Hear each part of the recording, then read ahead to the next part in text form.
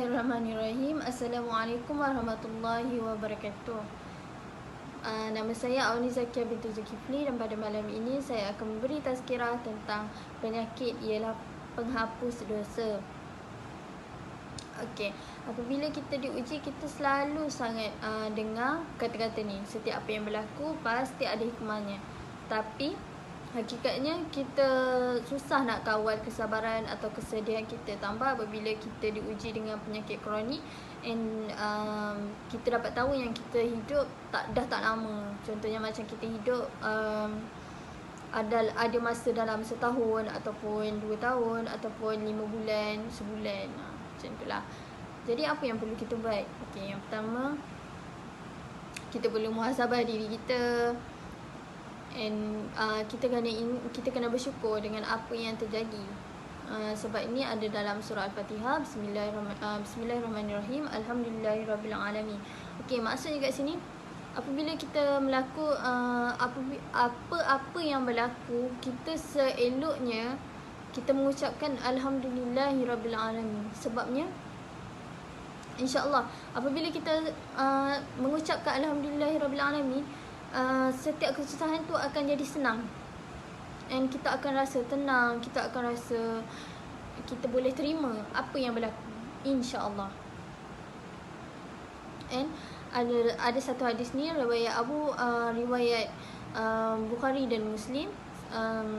Tidaklah seorang Muslim tu ditimpa penyakit atau sejenisnya melainkan Allah hendak menghapuskan dosa-dosanya, seperti pohon yang menggugurkan daun-daunnya. Okey, kat sini Allah nak mengingatkan kita supaya apabila kita ditimpa penyakit, Allah nak mengingatkan kita supaya ingat yang penyakit ialah penghapus dosa. Dalam hadis tu dah mengatakan macam tu kan. Okey, so and Allah juga memerintahkan 4 malaikat apabila kita sakit untuk menarik nikmat.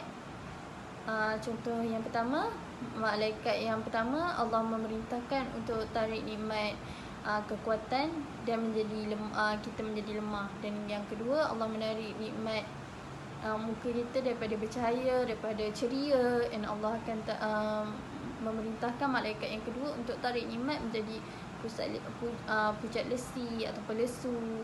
Dan yang ketiga, Allah memerintahkan malaikat yang ketiga untuk menarik nikmat makan. Apabila kita sakit kan, kita macam tak lalu nak makan, Allah dah tarik nikmat makan. Okey, yang keempat, Allah menarik membersihkan dosa-dosa kita. Okey, and apabila kita sihat, Allah menyuruh malaikat 1 dan 3 ni untuk kembalikan balik apa yang mereka ambil. Contohnya malaikat pertama kekuatan. So kekuatan tu Allah menyuruh malaikat kembalikan kekuatan kepada kita. Dan kita bila malaikat kembalikan kekuatan, barulah kita macam boleh solat kan. Kita akan rasa berdaya lah untuk kita solat, kita melakukan aktiviti-aktiviti yang elok lah kan. Okey, yang kedua, muka kita pun malaikat yang kedua kan menarik. Sebelumnya dia akan menarik muka kita akan menjadi pucat lesi. Tapi apabila kita sihat, kita akan jadi macam segar, and muka kita pun akan jadi macam tersenyum kan. So macam ada cahaya lah kat situ. Okey, yang ketiga, Allah akan mengembalikan balik nikmat untuk kita makan.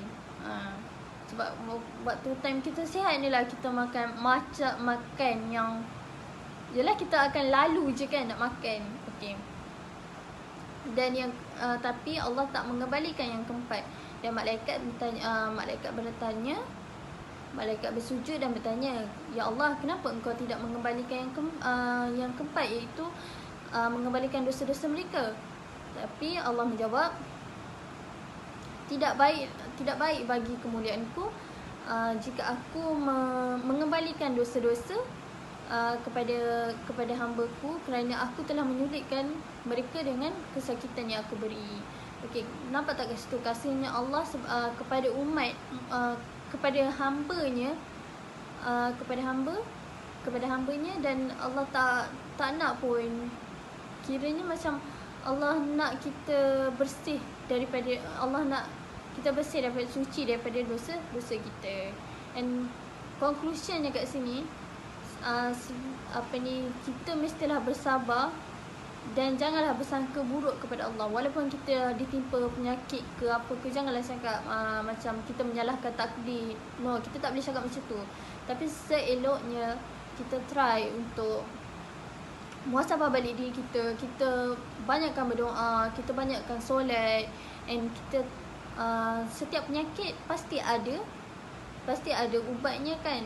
So kita try ikhtiar untuk berubat. InsyaAllah Allah akan tunjukkan jalannya.